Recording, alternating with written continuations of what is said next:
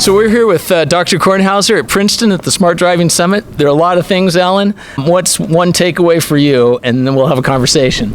Oh, well, the big takeaway is, of course, the research that we actually conducted during the summit, in which we actually had some people with disabilities get their first view of a driverless vehicle, and were able to both film their reactions as well as interview them as to their reactions to actually seeing and riding in one of these vehicles, as opposed to just hearing about it or seeing a Sunday supplement or being totally clueless. What was some of the reactions from the folks? Did they embrace it, do you think? I wasn't able to take part in any of the sessions, but what I heard from the researchers as they were summarizing it was that the reaction was essentially totally positive. They just thought that the Ollie was an inviting vehicle and something to work with, and they were thrilled to be on it. And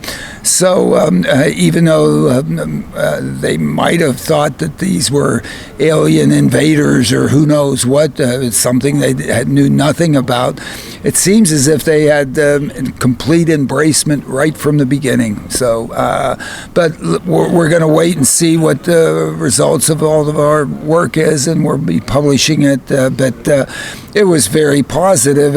In some sense, I guess we sort of expected at least the beginning of a positive reaction, and then they had a lot of suggestions, and I think that's what we were trying to do, is get those suggestions from them as to how to properly create these vehicles from the beginning, as opposed to having to retrofit them later on. Well, and a lot of the things you talked about or were talked about here were the soft things associated with the vehicles, not necessarily the technology stuff, but just the user interface, if you will. Well, yes, we did. We spent probably most of the time talking about what would be called the soft things, although we did talk about some very troubling aspects associated with AI, some aspects associated with hardware, LiDAR, especially radars, and so on. So we did deal with some technical aspects, but really, at least my feeling is that that's almost the easy part of this. Mm-hmm. I think technologically we can do it. That's not the challenge. Doing it sociologically, doing it in our communities such that they're accepted, such that eggs aren't thrown at them, or worse, when they drive down our streets and provide mobility to our neighbors. I think that's really tough, and it's what we tried to focus on, and I think it's a realization that it's not a deployment that somebody's going to come in here and drop this thing. It's really a community acceptance and a community welcoming that says, yes, please come use the street in front of my house to help provide the connectivity, to provide mobility. And here we're looking at mobility for everyone, including the mobility marginalized or mobility disadvantaged, whatever term you want to use.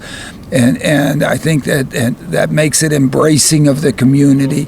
They're our neighbors. We want to have inclusive communities, not exclusive communities. Or at least, I think most people do. It makes me think, though, of the conversation we had today about Tesla and the opportunity they have moving forward as mobility as a service company. And I kind of wonder, I have some questions about that, but I wanted to hear your opinions first. Well, I mean, I've consumed some of the Elon Kool-Aid, so I think it's interesting what they're doing. I think it's interesting that they're putting the technology, or at least what they think is sufficient hardware, on a car that you buy today, and then they have over-the-air update of the software. So as the software improves, that car improves its capabilities. And of course, the theory has to be that, in fact, the software is not going to overburden the hardware, and that there's enough good data coming out of the hardware that, in fact, it can do this. and whether they're going to get the software together by 2020 or 2021 or 2022, I don't think it matters.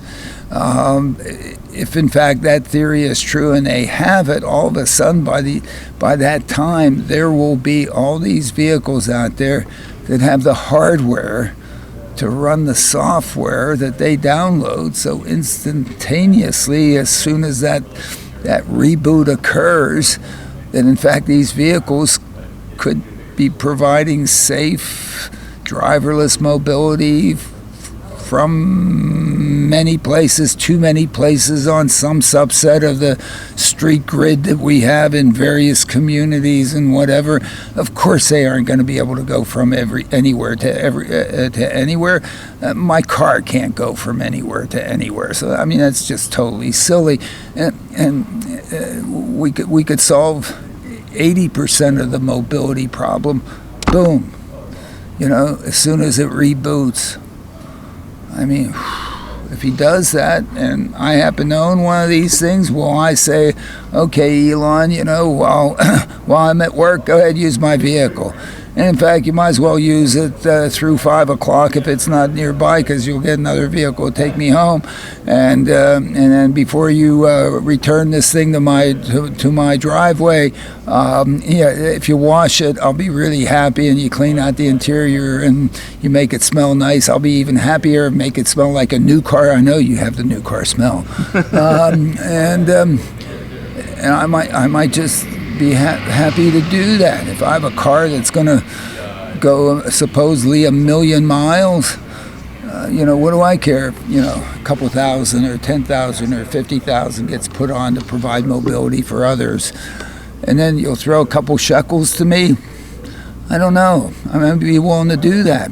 And he won't need everybody. If he gets even 10%, if it's 500,000 vehicles and they're serving 50, 60 trips a day, that's 25 million trips.